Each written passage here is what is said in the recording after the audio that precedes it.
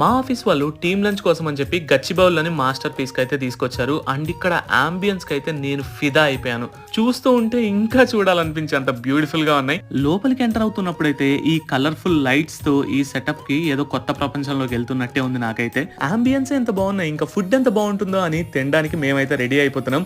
ఇదేంటో gaming station లాగా అనిపించింది సెటప్ మొత్తం చూడడానికి. ఇక్కడున్న ఫ్లవర్ అండ్ బటర్ఫ్లై అయితే సెంటర్ ఆఫ్ అట్రాక్షన్ గా నిలిచాయి. ఇక లైటింగ్ అండ్ స్టేజ్ అయితే అదుర్స్. మరి ఫుడ్ సంగతికి వచ్చేస్తే ఇక్కడ మనం తినడానికి చాలా వెరైటీసే ఉన్నాయి అండ్ లైవ్ కౌంటర్స్ కూడా ఉన్నాయి. ఈ లైవ్ కౌంటర్స్ లో కుక్ చేసిన వాటిలో కాస్త ఉప్పు కారం కూడా ఉంటే బాగుందని అనిపించింది నాకైతే.